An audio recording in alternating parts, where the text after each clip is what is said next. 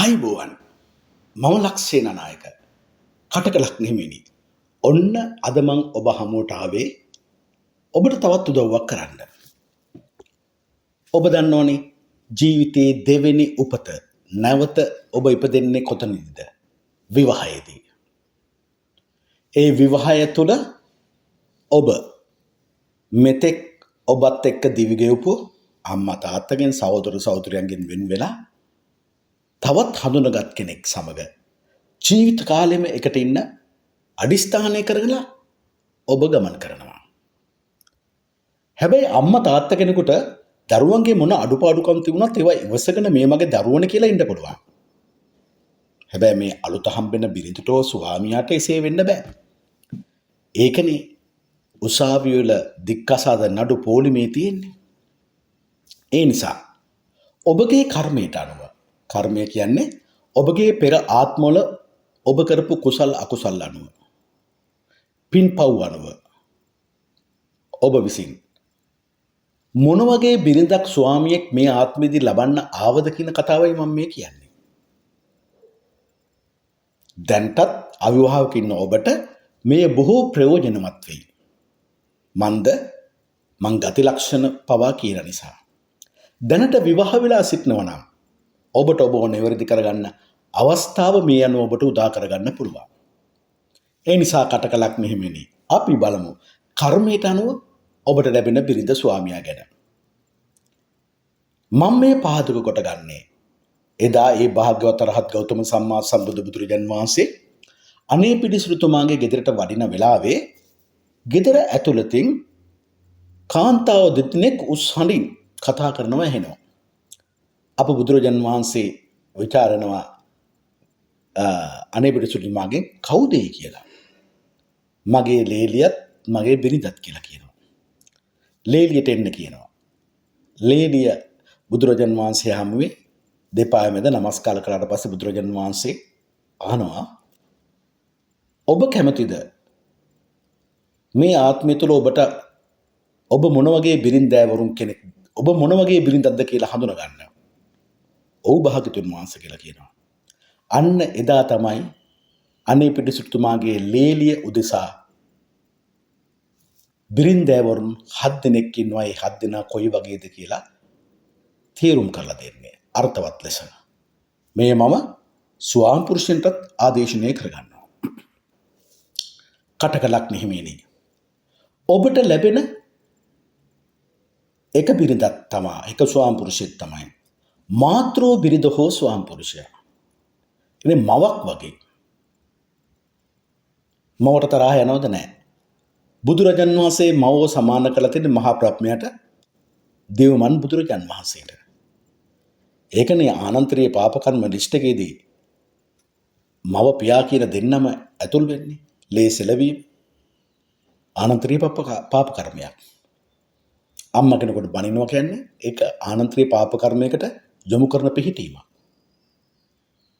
එහෙමනම් මේ මවක් කියන්නේ තම දරුවන් රැකගෙන ස්වාම පර්ෂයා හම්බ කරලාගෙන දේ මනවින් සකසුරුවමින් වියහිදම් කරගනිමින් මතුවට ලෙඩක් දෙකක් හැදුනාම ඒවා වියදම් කරන්න ඉතුරු කරගනිමින් ගෙදරට එන ස්වාම පුරුෂයාගේ මව භාර්යාව මේ මව එතනින් ගියාම මව් පාර්ශ්වීය ඥාතින් මිත්‍රයන් දාස දාසින් සියල්ල හොඳින් පිළිගෙන සාමකාමී වැඩ කටයුතු කරන කෙනෙක් ගැනයි මම මේ කතා කරන්නේ.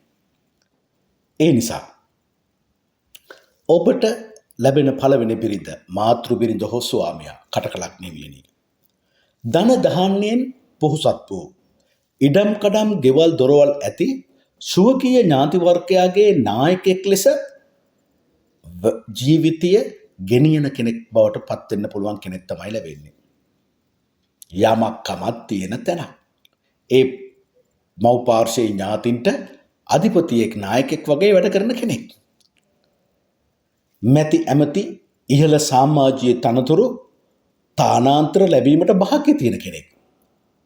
ඉන්න ප්‍රදේශයේ ගෞරවණීය ලෙස ජීවත් වෙන කෙනෙක් අනිත් අයගේ ගෞරවය ලබන කෙනෙක්. සුසිල වූ මානය රැකගන්නා වූ කෙනෙක්. ස්ත්‍රී වර්ගයට බොහෝ ප්‍රිය කෙනෙක්. දෙමව්පියන්ට නෑයින්ට සලකන අයෙක්. ආගියතන යහපත් වාසස්ථාන ලැබෙන කෙනෙක්. ජීවිතයේ පසු කාලය, ඒ කියන්නේ මහලු වයස, සැපෙන් හා ප්‍රසිද්ධියෙන් යුක්තව ජීවිතයේ ගත කිරීමට භාග්යක් වාසනාවක් තියෙන කෙනෙක්. මව් පාර්ශ්වයේ නෑයින්ගේ හොඳ හිත එම පක්ෂයේ දේපළවලටද හිමිකාරත්වය ඇති කරන්න පුළුවන් කෙනෙක්. ගමන් බිමන් යාමට යහපත් යාන වාහන ලැබෙන කෙනෙක්. මේ තමයි මාතෘ බිරිඳ හෝ ස්වාමියා. මේ මාතෘ බිරිඳ හෝ ස්වාමියාගේ ගති ලක්ෂණ ගැන මම මේ කතා කරන්නේ. බලන්න ඔබට හම්බෙලා තියෙන ඒ වගේ කෙනෙක්ද කියලා.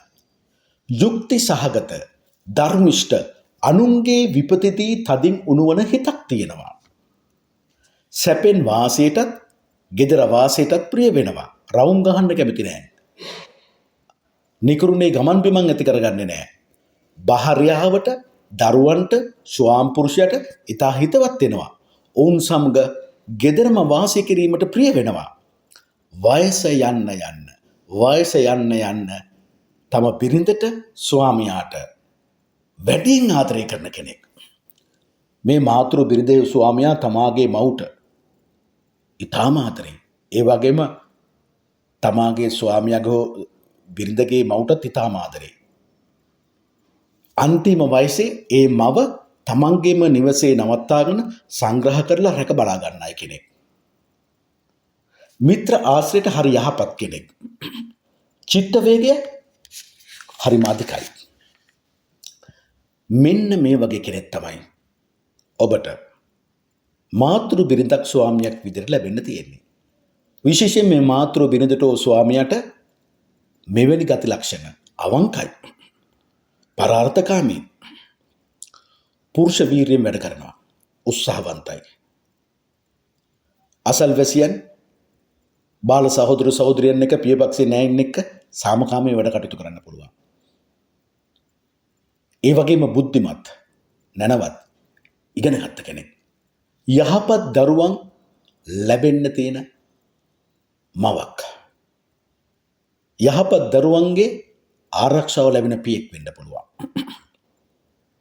දැන් මම මේ කතා කරන්නේ කටකලක් නෙමෙයිනේ. එදා බුදුන් වදාළ පරිදි ඔබට ලැබෙන සහෝදර භාර්යාව ස්වාමියා ගැන. වචනේ පරිසමාර්ථයෙන් සහෝදර භාර්යාව කියන්නේ ඔබව නිතර උනන්දු කරන, ඔබත් එක්ක එකට එක නොකියන, ඔබ වගේම උත්සාහවන්ත බිරිඳක් හෝ ස්වාමියෙක් වෙන, පියපක්ෂයේ ඥාතින් එක්ක හොඳින් ගනුදෙනු කරන, අසල්වැසියන් එක්ක සාමකාමී වෙන, ඔබගේ බාල සහෝදර සහෝදරයන් තමන්ගේ බාල සහෝදර සහෝදරයන් මෙන් රැක ගන්නා කෙනෙක්. අනිත් පැත්තෙන් ගත්තොත් යම්කිසි කාර්මික දැනුමක්, හොඳට ලියන්න කියන්න පුළුවන් හැකියාවක්, කෙටි ගමන් බිමන් වලට, කෙටි සැලසුම් වලට දක්ෂ කෙනෙක්, ජන sannivedanaya පිළිබඳ හොඳ අත්දැකීම් සහ දැනුමක් තියෙන කෙනෙක්, හොඳට වාහනයක් කෙලව ගන්න පුළුවන් කෙනෙක්, තමාගේ නිවසේ හැමදේම එක එක තැන්වල ලස්සනට ගබඩා කරලා තියෙන කෙනෙක්. මේ සහෝදර භාර්යාව ස්වාමියා එසේ වුණත් ඔබට ලැබෙන්නේ කොයි වගේ කෙනෙක්ද කියලා කියන්නයි මම මේ කතා කරන්නේ. උත්සාහවන්ත බිරිඳක්, ස්වාමියෙක්. නිතර බිරිඳගේ ස්වාමියාගේ හරි වැරදි දැක දැක විවේචනය කරන ගතියකුත් තියෙනවා. එක වෙලාවකට ප්‍රධාන වේල් තුලට අමතරව පොඩි කඩචෝරු කන ගතියකුත් තියෙන්න පුළුවන්. ඒකත් අපි පැත්තකින් තියමුකෝ, කටකලක් නෙමෙයිනේ. උත්සාහය තුල පමණක්ම දියුණුව ලබන කෙනෙක්. උත්සාහය තුල ගේ දොර ඉඩකඩම් දීපල යාන වාහන ගෞරවය ලබන්න හිමිකමක් තියෙන කෙනෙක්. යහපත් සහෝදර සහෝදරයන් ඇති කෙනෙක්. උසස් ඉගෙනීමක් ඇති කෙනෙක්. ඇවිතිලි ප්‍රතිඵලදායක කෙටි ගමන් බිමන් තියෙන කෙනෙක්. ගති ලක්ෂණ ඔබට හම්බෙලා ඉන්නේ සැබෑවටම සහෝදර බිරිඳක්ද ස්වාමිද්ද කියලා දැනගන්න තියෙන ක්‍රමය. ඥානවන්තයි. පොත්පත් වැඩ, ශාස්ත්‍රීය කටයුතු වලට, රසායන විද්‍යාවට, ඒ අතේ රක්ෂාවට හිත ඇති කෙනෙක්. හිතින් කයින් කඩිසර කෙනෙක්. ස්ථාන මාරු කර කර පදිංචි වීමට සිදුවෙන කෙනෙක්. ජීවිකාව පිණිස කරන රැකියාව ඉගෙනීම පිළිබඳ එකක් වෙන්න පුළුවන්. තමා ඉගෙනගත් දේ අනුව සොයාගත් රක්ෂාවක් වෙන්න පුළුවන්. කතාවට හරි දක්ෂයි. Taman කියන කතාව සත්‍යයි කියලා ඔප්පු කරලා පෙන්වන්න පුළුවන් ශක්තියක් තියෙනවා. දූත මෙහෙවර, ලේකම් දුර දැරීමට, කතාව වැඩි කටයුතු වලට ඉතාම දක්ෂයි. විශේෂයෙන් මේ සහෝදර භාර්යාවට ස්වාමියාට චිත්‍ර කලාව පිළිබඳ, කැටම් කලාව පිළිබඳ ප්ලෑන් නැදීමට දක්ෂතාවයක් තියෙන්න පුළුවන්. දැන් මම එන්නේ ඔබගේ තුන්වෙනි බිරිඳෝ ස්වාමියා හැටියට එදා බුදුන් වදාළ පරිදිම ආර්ය ළමාතනී වගේ බිරිඳක් ස්වාමියෙක් ලැබෙනවද? ඒ කියන්නේ නිතරම ස්වාමියාව බිරිඳව පාලනය කරගෙන ජීවත් වෙන්න හදන කෙනෙක්. තමා නායකයා. තමාට ඉහළින් කෙනෙක් ඉන්න බෑ. අනදෙන්නෙක් පමණයි. වැඩ කරන්නේ නැහැ. එතකොට අන්‍යයන් සමග සහයෝගයෙන් කටයුතු කිරීමට බැරි අය. කිසිම ශාස්ත්‍රයක් දන්නේ නැති අයෙක් වෙන්නත් පුළුවන්. නායකයා වුණාට මොකුත් දන්නේ නැහැ කරගන්න. පියාගේ ධනෙට රක්ෂාවට හිමිකමක් නැති වෙන්න පුළුවන්. අනුන්ට සංග්‍රහ කිරීමට ධනෙ වීදම් නොකරන කෙනෙක් වෙන්න පුළුවන්. දුන් දෙයක් ගැන නැවත නැවත උලුප්පා කතා කරන කෙනෙක් වෙන්න පුළුවන්. ගති ලක්ෂණ. පහසුවෙන් කිසි දෙයක් ලබා ගන්න පුළුවන් කමක් නැහැ. පහසුවෙන් සතුරන් ඇති කරගන්න පුළුවන්. පහසුවෙන් ස්වාමියාව බිරිඳව තරහ කරගන්න පුළුවන්. සතුරෙක් කරගන්න පුළුවන්. ඒගොල්ලන්ට ඇයි ජීවත් වෙන්නේ? තම බිරිඳේ ස්වාමියට හතුරෙක් වගේ. දෙමෝපියන්ට හිතවත් නැහැ. තම ස්වාමියට බිරිඳට හිතවත් නැහැ. නිතරම දෙදෙනා අතර කවුද ලොක්කා කියලා ගැටුම් ඇති වෙන්න පුළුවන්. මතයක් ගත්තොත් තීරණයක් ගත්තොත් ඒ තීරණෙම ඉන්නවා. ඒක වෙනස් කරන්නේ නැහැ. මේ නිසාම මේ විවාහය තුල එක්කෙනෙක් ඉක්මනින් නැති වෙන්න පුළුවන්. මැරෙන්න පුළුවන්. එහෙම නැත්නම් වෙන සිදු වෙන්න පුළුවන්. තමාට නොගැලපෙන කෙනෙකු සමග විවාහය වෙන්න සිදු වෙනවා. මේ කරුවන් හොඳට සලකන්නේ. බොරු කියනවා. බොරු කියන්න ප්‍රියයි. තද ලෝභයි. මුදල් ජීවිතේ මෙන් සලකනවා. ස්වාමියා බිරිඳ නිසා තම ස්වාමියා බිරිඳ ගැනද හිතන්නේ. අන්‍යයන් ගැනද හිතන්නේ. තමා ගැනමයි හිතන්නේ. බිරිඳගේ ස්වාමියාගේ දේවල් ගන්නමයි උත්සාහ කරන්නේ. මුදලක් තිබුණොත් ඒක ගන්න උත්සාහ කරනවා. බිරිඳ හෝ ස්වාමියා හොඳ තත්ත්වයක රැකියාවක හිටියේ ඒ තත්ත්වය මුල් කොටගෙන අයුතු ප්‍රයෝජන ගන්නවා. විතක වැරදි කාම සේවනට ගොදුරු වෙන්න පුළුවන්. විශේෂයෙන්ම මේ ළමාතනේ ආර්ය බිරිඳ හෝ ස්වාමියාට ධනිස්ස ආශ්‍රිතව අසනීප ලේසියෙන් ඇති වෙන්න පුළුවන්. දැන් මම මේ කතා කරන්නේ ඔබට එදා බුදුන් වදාළ පරිදි චෝර භාර්යාවක් හම්බෙන්න තියනද ස්වාමියෙක් හම්බෙන්න තියනද කියන එක. ඒ කියන්නේ නිතරම ඔබට බාධාවක් වෙන. ඔබත් එක්ක ගැටෙන. ඒ නිසා අසනීප වෙලා ඔබගේ මුදල් බොහෝ වියදම් වෙන කෙනෙක් ගැන මම මේ කතා කරන්නේ. නිතර ගෙදරදී මේ චෝර භාර්යාවට තරහ යනවා. නිතරම එයාගේ මතයට අනිත් අය විරුද්ධ වෙන්න පුළුවන්. එහෙම නැත්නම් ගෙදර අනිත් අයගේ මතයට මෙයා විරුද්ධ වෙන්න පුළුවන්. බිරිඳ ස්වාමියාගේ මතයට විරුද්ධව සිතනවා. බිරිඳ ස්වාමියාගේ මතයට විරුද්ධව සිතනවා. ක්‍රියාකාරී වෙනවා. සම්ඩු කිරීම එක විට පුරුද්දක් බවට පත් කර ගන්නවා. අම්මට ගෞරව කරන්නේ. මව්පාර්ශ්වයේ ඥාතීන් සමග කලකෝලහල කරගන්නවා. ස්වාමියාගේ බිරිඳගේ සහයෝගය ලබන්න එක වෙලාවකට පිනක් නැහැ. විශේෂයෙන්ම මේ බිරිඳට ස්වාමියාට අන්නයගේ මතවලට ගරු කරන්න හිතෙන්නේ නැහැ. හැබැයි ගති ලක්ෂණ විදියට ගත්තාම ඥානය දිනු කරගන්න පුළුවන් කෙනෙක්. සිහි කල්පනාවක් තියෙන කෙනෙක්. බුද්ධිමත් ලෙස හිතන්න පුළුවන්. හොඳ බුද්ධියක් මොලයක් තියෙන කෙනෙක්. තරහකාරයෙක් වුණත් යාළු කරගන්න පුළුවන්. මේ මහත්යත් එක්ක ස්වාමියාත් බිරිඳත් එක්ක තරහ වෙලා ඊළඟ මොහොතේ යාළු කරගන්න පුළුවන්. ආදරය කරන්න තුනර දන්න කෙනෙක්. ආදරයේ ලෙන්ගතුකම නිසාම සේවකයන් බොහොම තමාට හිතවත් කරගෙන වැඩ කටයුතු කරන්න පුළුවන්. අවශ්‍ය වූට බිරිඳගේ ස්වාමියාගේ සහයෝගය ලබන්න පුළුවන් කෙනෙක්. මොන විරුද්ධතාවයේ තිබුණත් ස්වාමියා බිරිඳ අවශ්‍ය වෙලාදී මේ චෝර භාර්යාවට අතහිත දෙනවා කියන කතාවයි මේ කියන්නේ. බුද්ධිමත්ව වැඩ කටයුතු කර කාලය ගෙවා දමන කලබල නැති කෙනෙක් වෙන්නත් පුළුවන්. ඒ කොහොමද? බුද්ධිමත්ව අනිත් පැත්ත එක්ක සහයෝගයෙන් වැඩ කටයුතු කරද්දී. ඒ වෙලාවේදී අහංකාරත් නැහැ. ඒ නිසාම විශේෂයෙන්ම මේ බිරිඳ ස්වාමියා මවත් එක්ක තමයි මේ ගැටීම ඇති කරගන්නේ. මව්පාර්ශ්වයේ ඥාතින් එක්ක මේ ගැටීම ඇති කරගන්නේ. අපි හිතමුකෝ අම්මා නැතිව ගිය කලක ගෙදර ඉන්නේ කවුද? බිරිඳයි ස්වාමියයි. එහෙනම් ඒ දෙන්නා අතර මත ගැටුම් ඇති වෙන්න පුළුවන්. කෙනෙක්ගේ මතයට තව කෙනෙක් විරුද්ධ වෙන්න පුළුවන්. ඒ නිසා ගෙදර නිතරම සමාදානකාමීත්වය නැති වෙන්න පුළුවන්. විශේෂයෙන්ම යටිබඩ පිරිමියෙක් නම් කාන්තාවක් නම් ගර්භාෂය ආශ්‍රිත රෝගවලට පීඩාවලට හසු වෙන්න පුළුවන්. ස්ත්‍රී පක්ෂයේ මිතුරන්ගේ උදව් උපකාර තියෙනවා. විටක ගමන් බිමන් වැඩි.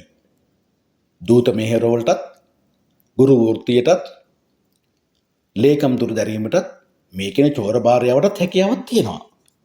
වචනේ පරිසමාර්ථ අර්ථයෙන්ම කිව්වාම වෙනත් ලක්ෂණෙන් එක්ක ගලපා බලද්දී කටක ලක්ෂණෙ මෙනේ මේ චෝර භාර්යාව දරුණු නෑ. එකම වරද තියෙන්නේ නිතරම එයාගේ මතයට ගෙදර අය විරුද්ධ වෙන්න පුළුවන්. එහෙම නැත්නම් ගෙදර අය ගන්න මතයට විරුද්ධ වෙන්න පුළුවන්. අම්මත් එක්ක නිතර තරහක් ඇති කරගන්න පුළුවන් කියන කතාව තමයි මෙතන බොහෝ අපිට ඔබට හොඳ අර්ථවත් ලෙස පෙන්වා දෙන්න පුළුවන් වෙන්නේ. දැන් කටක ලක්ෂණෙමිනේ මම ඔබට ගේන්නේ චෞරී භාර්යාව බුදුන් වහන්සේ වදාළ පරිදි. අනෝබෝධය, මිත්‍යා දෘෂ්ටික බව, මිත්‍යා ලබ්ධික බව කරපින්නාගෙන ඉන්න කෙනෙක්. අමනුෂ්‍ය බලවේගවලට, මිත්‍යා දෘෂ්ටික බලවේගවල පිහිට පතන පිහිට සොයා යන කෙනෙක්. හදවතෙන් අයාලේ යනවා. හරි නපුරුයි.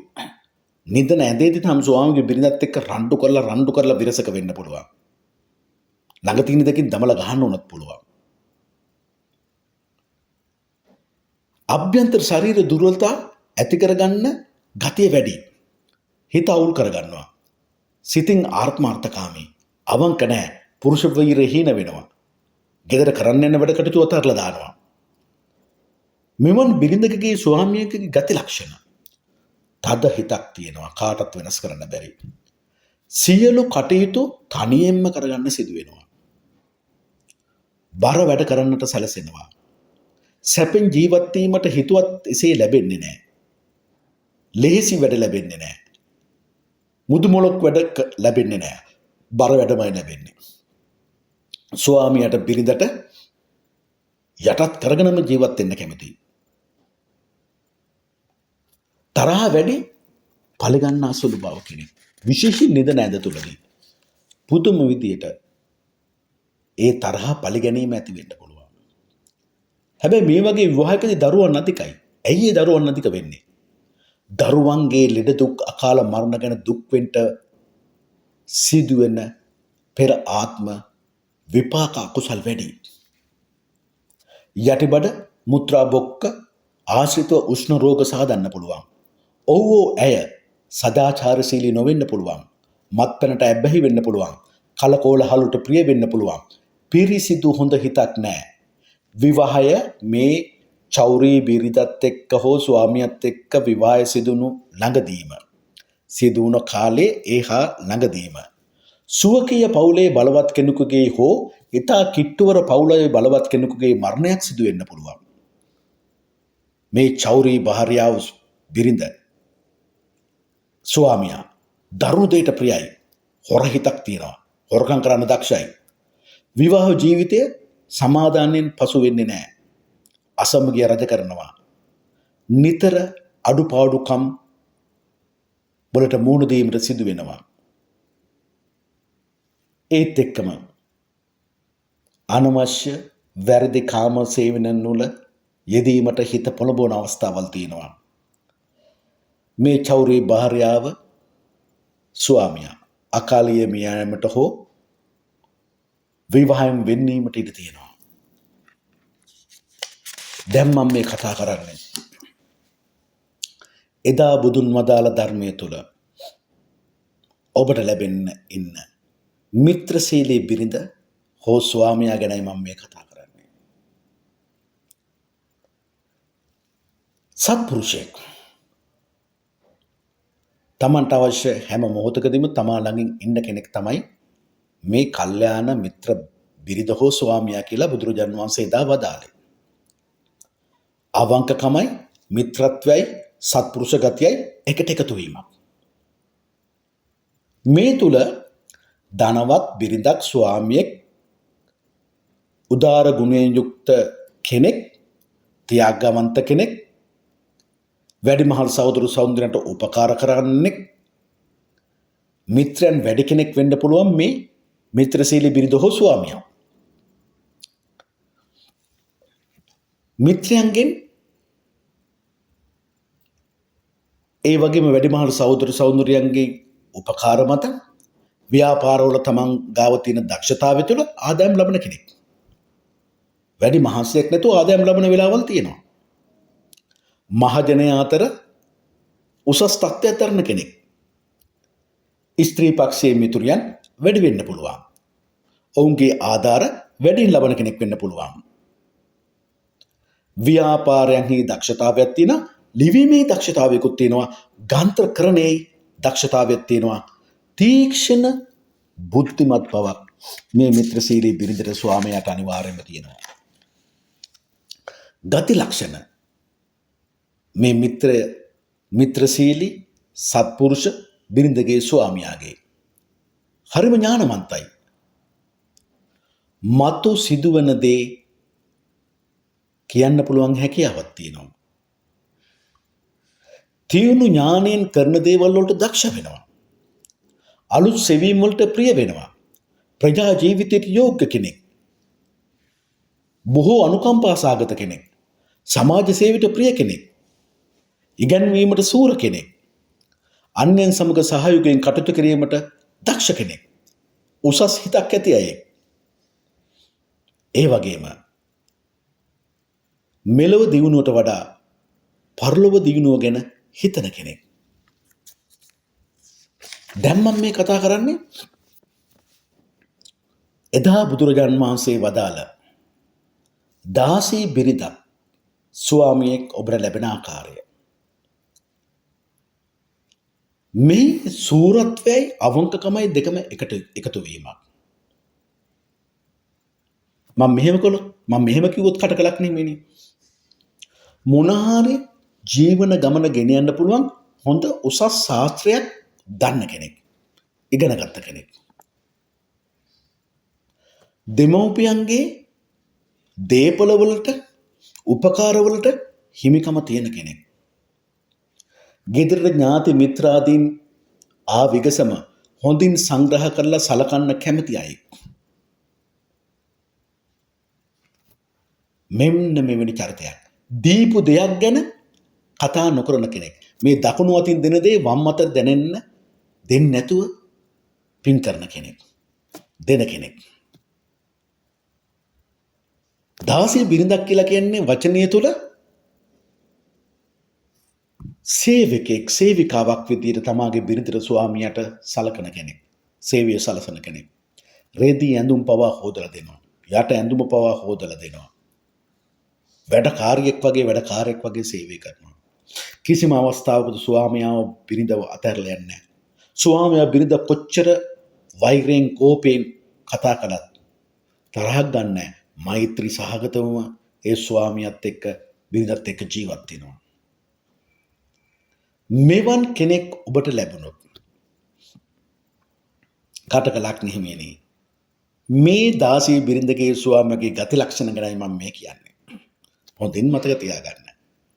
මේ දාසී බිරිඳෝ ස්වාමියා අපි දුකු බිරිඳක් කියලා. පිරිමින්ගේ ආකර්ෂණයට වැඩියෙන් ලක් වෙන කෙනෙක්. දාසී ස්වාම පුරුෂයෙක් කියලා හිතන්නකෝ. කාන්තාවන්ගේ ආකර්ෂණයට වැඩියෙන් ලක් වෙන කෙනෙක්. ඇයි ඒ? මේක නරක ආකර්ෂණයක් නෙමෙයි. දාසී බිරිඳක් නම් තමන්ගේ සහෝදරයෝ පිරිමි පාක්ෂය තමන්ගේ දුක කියන්නේ එන්නේ මෙතෙන්ට. එක්කලාට දුක් ගන්නානාල කෙනෙක් වගේ.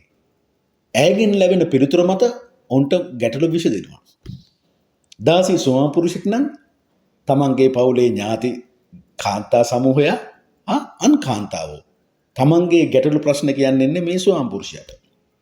ඒ නිසා කටකලක් නෙමෙයිනේ මේ දාසී ස්වාම පුරුෂයෝ බිරිඳ ගැන සැක හිතන්න නම් එපා. දුක් ගන්නානාල කෙනෙක්. නරක චරිතයක් නෙමෙයි. ඒත් එක්කම මේ දාසී ස්වාම පුරුෂයාට බිරිඳට හොඳ හැකියාවක් තියෙනවා. තම බිරිඳගේ ස්වාමියාගේ උපකාර මත සියලු දේවල් සාර්ථක කරගන්න. මොකද සහයෝගයෙන් වැඩ කටයුතු කරන්න කැමතියිනේ. බිරිඳට ස්වාමියාට ශනිකෙන් උදව් කරනවා. ඒකේ ප්‍රතිචාරය මොකද? ඊට වැඩි උදව් උපකාර තමා ලබන්නේ බවට පත් වෙනවා. විශේෂයෙන්ම හොඳ ගැළපීමක්. කිසිම විරෝධතාවයක් ඇති නොකරගෙන තම ස්වාමියා බිරිඳත් එක්ක ජීවත් වෙන්න පුළුවන් පිහිටීමක්. හැබැයි මේ වගේ දාසී බිරිඳක් හෝ ස්වාමියෙක් ඔබට ලැබෙන්න තියෙන අවස්ථාව 50%යි. 50%යි. ඒ නිසා ජීවිතය තුළ හොඳ සහයෝගයෙන් යුතුව අන්‍යෝන්‍ය අවබෝධකින් යුතුව ශනිකෙන් තමට අවශ්‍ය කරන උපකාරය ලැබමින් තම ස්වාමියාත් එක්ක බිරිඳත් එක්ක ජීවත් වෙන්න පුළුවන් හොඳ පිහිටීමක්. හැබැයි විටක මේ දාසී බිරිඳගේ ස්වාමියාගේ ඔබගේ පෙර ආත්ම කර්මයට අනුව වැඩිකල් ජීවත් නොවන අයෙක් වීමට ඉඩ කඩ තියෙනවා. කොහොමද එහෙම වෙන්නේ? කටකලක් නෙමෙයි.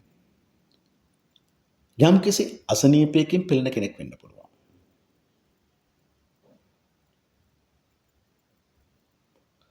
එහෙම නැත්නම් ඉක්මනින් ආයුෂ අතහරින කෙනෙක් වෙන්න පුළුවන්. කොහොමද කටකලක් නිහිමිනි ඔබට ඒක වෙන්නේ? කටකලක් නිහිමියෝ බොහොම දන්නවා. ජීවිතයේ බොහෝ අවස්ථාවලදී තනියම ජීවත් වෙන අවස්ථාවල් බොහෝ ඇති වෙනවා. දැන් මම කියනවා දාසී බිරිඳ ස්වාම පුරුෂයා ඉතා උත්තමයි කියලා. ඇයි එම උත්තම වූ දාසී බිරිඳෝ ස්වාමියා කටකලක් නිහිමිනි ඔබට නැති වෙන්නේ? ඔබ විසින් වැරදි කාම සේවනයේ යෙදුනොත් ඔබේ උත්තම වූ දාසී බිරිඳ ස්වාම පුරුෂයා ඉද්දී ඒ බිරිඳ ඉද්දී ඔබ වෙනත් පර ස්ත්‍රීන් ආශ්‍රය කරන්න පෙළඹෙනවා නම් ඒ උත්තම වූ ස්ත්‍රියට ගුණවත් නැති මිනිසෙක් එක්ක ජීවත් වෙන්න කර්මය ඉඩ දෙන්නේ නැහැ. එක්කෝ බිරිඳ වාසනීප කරලා ස්වාමියාව දුකටපත් කරනවා. එහෙම නැත්නම් බිරිඳව ජීවිතේ අකාල මරණයක් දීලා ස්වාමියාව තනි කරනවා.